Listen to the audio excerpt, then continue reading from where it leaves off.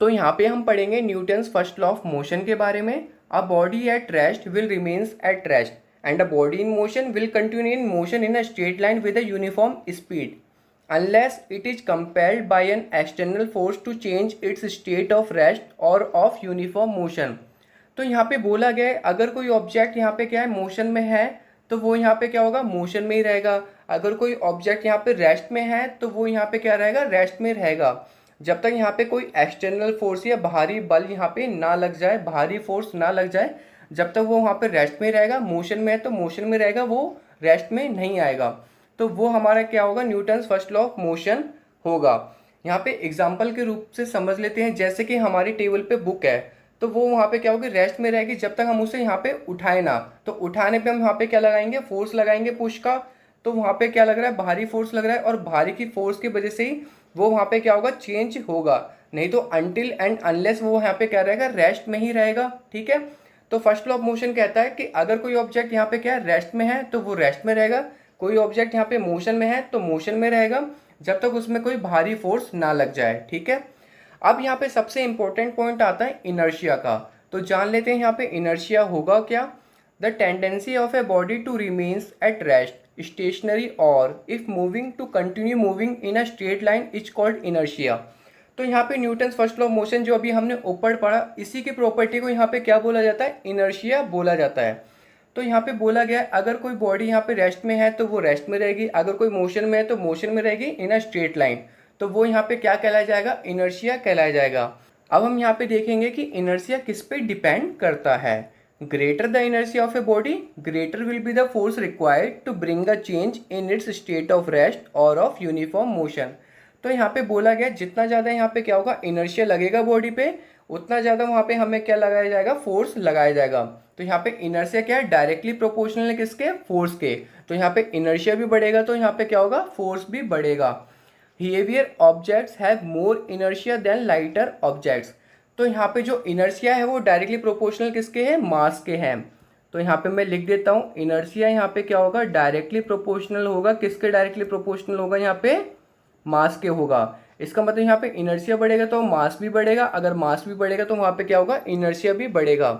जैसे कि यहाँ पे इनर्शिया कैसे मास पे डिपेंड करता है मैं आपको एग्जांपल के तौर पे यहाँ पे समझाता हूँ।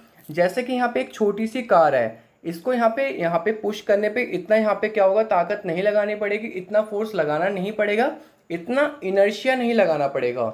और सेकंड कार में यहाँ पे क्या होगा कार का यहाँ पे क्या होगा वेट बढ़ गया, वेट मतलब यहाँ पे क्या होगा मास बढ़ गया और मास बढ़ने की वजह से वहाँ पे क्या होगा इनर्शिया भी बढ़ गया और वहाँ पे फोर्स भी हमें यहाँ पे क्या करना पड़ेगा ज़्यादा लगाना पड़ेगा। तो जिसकी वजह से इनर्शिया डायरेक्टली किस पे डिपेंड करता है मास पे डिपेंड करता है। होप आपको यहाँ पे Newton first law of motion भी समझ में आ गया होगा और इनर्शिया भी समझ में आ गया होगा। अब देखते हैं यहाँ पे नेक्स्ट इसके यहाँ पे एक्सपेरिमेंट से जान लेते हैं फर्स्ट लॉ ऑफ मोशन यहाँ पे क्या कहता है। तो अब हम पढ़ेंगे experiment to illustrate Newton's first law of motion. तो यहाँ पे हम एक्सपेरिमेंट करेंगे Newton first law of motion को समझने के लिए। तो इस एक्सपेरिमेंट में हमें क्या क्या चाहिए होगा एक ग्लास ट्यूबर चाहिए होगा, कार्ड चाहिए होगा, कॉइन चाहिए होगा और जो कॉइन है वो हमारा यहाँ पे क्या होगा कार्ड के ऊपर रखा होगा। अब हमें यहाँ पे क्या करना है यहाँ पे हमें फोर्स लगाना है, किस पे लगाना है कार्ड पे लगाना है। जैसे कि यहाँ पे इसने क्या करा है फोर्स लगा के उसको यहाँ पे क्या करा हटा दिया तो कार्ड यहाँ पे क्या होगा अलग हो जाएगा। कार्ड तो ये हमारा किस में आ गया मोशन में आ गया, कार्ड अब हम यहाँ पे किस में आ गया मोशन में आ गया।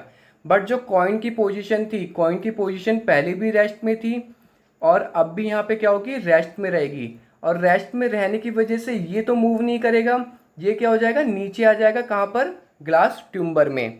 तो यहाँ पे Newton first law of motion क्या बोलता था कि अगर कोई ऑब्जेक्ट रेस्ट में है तो वो रेस्ट में रहेगा। तो यहाँ पे क्या था जो हमारा कॉइन था वो रेस्ट में था और बाद में भी वो कहाँ पर था रेस्ट में ही था, क्योंकि अगर वो मोशन में आ जाता तो वो कार्ड के साथ साथ कॉइन भी चला जाता।